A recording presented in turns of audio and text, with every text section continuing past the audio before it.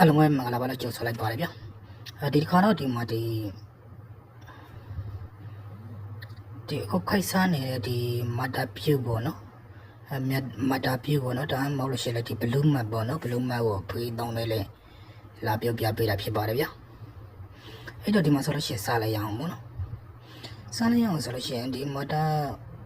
ဘလူးမတ်ကိုဖေးတောင်းဖို့အတွက်ဆိုလို့ရှိရင်ဒီဖောင်တစ်ခုတန်ပေးရမှာဖြစ်ပါတယ်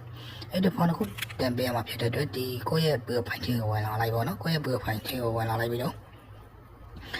ဒီမှာဆိုလို့ရှိရင်ဒီ hexport ဆိုတဲ့နေရာပေါ့နော်အဲ့ဒီ hexport ဆိုတဲ့နေရာလေးကိုနှိုက်လိုက်ပါ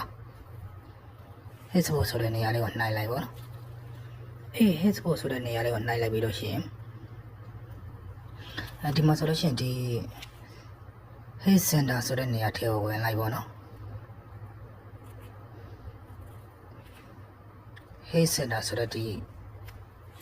ပေါက်လက်ထဲကိုဝင်လိုက်ပေါ့နော်အဲ့ဝင်ပေးလိုက်မယ်ဝင်ပေးလိုက်လို့ရှိရင်ဒီမှာဆိုလို့ရှိရင်ဒီစာတလုံးကိုရေးရမှာပေါ့နော်အားလေဒီမှာဆိုလို့ရှိရင် request a blue publication backer ဆိုတဲ့နေရာပေါ့နော်အဲ့နေရာလေးကိုနှိုက်လိုက်မယ်အဲ့နေရာလေးကိုနှိုက်လိုက်တာနဲ့ဒီနေရာကိုရောက်သွားမှာပေါ့နော်ဒီနေရာကိုရောက်သွားပြီဆိုလို့ရှိရင်ဒီမှာဆိုလို့ရှိရင်ဒီ blue publication ဆိုတဲ့နေရာပေါ့နော်ဒီပထမအဆုံးစာမျက်နှာပေါ့နော်ဒီပထမအဆုံးစာမျက်နှာနဲ့ဒီမှာဒီနေရာလေးကိုနှိုက်လိုက်မယ်ဒီနေရာလေးပေါ့နော်အဲ့နေရာလေးကိုနှိုက်လိုက်မယ်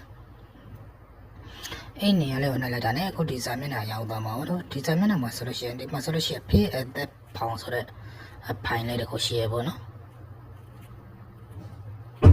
ဒီနေရာလေးပေါ့နော်အဲ့နေရာလေးကိုနှိုက်ပြီးတော့ဝယ်လိုက်မယ်အဲ့နေရာလေးကိုနှိုက်ပြီးတော့ဝယ်လိုက်တာနဲ့ဒီနေရာကိုရောက်သွားမှာပေါ့နော်ဒီမှာဆိုလို့ရှိရင်ဒီကိုယ့်ရဲ့ကောက်ကဒီမှာဆိုလို့ရှိရင်ဒီပေးကိုလောက်မလားပေါ့နော်ပေးကိုလောက်မလားဒါမှမဟုတ်လို့ရှိရင်လည်းပဲဒီဖိုင်ကိုလောက်မလားဆိုတော့ရွေးပေးရမှာဖြစ်ပါတယ်ဒီမှာဆိုလို့ရှိရင်ဒီပေးနဲ့ပေးကိုလောက်မလားပေါ့နော်ဒါမှမဟုတ်လို့ရှိရင်လည်းပေးဖိုင်ကိုလောက်မလားဆိုတော့ရွေးပေးရမှာပေါ့နော်ဒီမှာဆိုလို့ရှိရင်ဒီကိုကပေးဖိုင်မရွေးလိုက်မှာပေါ့နော်နောက်ပြီးတော့ဒီမှာပေးဖိုင်ရဲ့လက်ကိုထည့်ပေးရမှာပေါ့နော်ဒီ URL ဆိုတဲ့နေရာမှာဆိုလို့ရှိရင်ပေးဖိုင်ရဲ့လက်ပေါ့နော်ပေးဖိုင်ရဲ့လက်ကိုထည့်ပေးရမယ်ဒီနေရာမှာပေါ့နော်အဲ့နေရာမှာထည့်ပေးရမယ်ထည့်ပေးရမှာဆိုထည့်ပေးလိုက်ပေါ့နော်နောက်ပြီးလို့ရှိရင်ဒီမှာဆိုလို့ရှိရင်ဒီတိုင်းပဲ license ရဲ့နောက်ပြီး passport ရဲ့နောက်ပြီး nationality ရဲ့ပေါ့နော် passport ရှိရလေ passport ထည့်ပေးလိုက်ပေါ့နော် nationality ထည့်လို့ရှိရလေ nationality ထည့်ပေးလိုက်ပေါ့နော်ပြဿနာမရှိဘူးကိုအဆင်ပြေတဲ့ဟာတစ်ခုခုကိုထည့်ပေးလိုက်ပေါ့နော်ဒီမှာလည်းအလိုတကူနဲ့ရတဲ့ဒီ nationality ဆိုတဲ့နေရာလေးပဲနှိုက်ပေးလိုက်မယ်ပေါ့နော်နောက်ပြီးဒီမှာဆိုလို့ရှိရင်ဒီ trend အချက်လက်နဲ့ပတ်သက်တဲ့ဟာကိုရေးရမယ်ဒီ entertainment လာပေါ့နော်ဒါမှမဟုတ်လို့ရှိရင်ဒီခုဒါလာဒါမှမဟုတ်လို့ရှိရင် music ပဲရှိငါလည်း fashion လာ sport လာ new လာဆိုတော့ပေါ့နော်ဒီမှာဒီ digital market ပဲရေးပေးလိုက်မယ်ကိုရီနဲ့သက်ဆိုင်တဲ့ဟာပေါ့နော်ဒီဟာပေါ့နော်မရေးပေးလိုက်မယ်နောက်လို့ရှိရင်ဒီမှာဆိုလို့ရှိရင် region ပေါ့နော် region ကိုလည်းရေးပေးရမယ် region ကိုရေးပေးလိုက်ပေါ့နော်ဒီရင်ရေးပေးလိုက်လို့ရှိရင်ဒီမှာဆိုလို့ရှိရင်ကိုယ့်ရဲ့ဒီပေးမှာကိုယ့်ရဲ့ပေးဖိုင်မှာဆိုလို့ရှိရင်ဒီလူကြီးအများဆုံး view အများဆုံးလဲ9ခုပေါ့နော်အဲ့လဲ9ခုကိုထည့်ပေးလိုက်ပေါ့နော်လဲ9ခုပေါ့နော် view အများဆုံးလဲ9ခုကိုထည့်ပေးလိုက်ပေါ့နော်နောက်ပြီးလို့ရှိရင်ဒီမှာဆိုလို့ရှိရင်ဒီအောက်ဆုံးမှာဒီ set ဆိုတဲ့နေရာလေးပေါ့နော်အဲ့ဒီ set ဆိုတဲ့နေရာလေးကိုနှိုက်ပေးလိုက်ပါဒီအစိမ်းသားလေးနဲ့ပေါ့နော်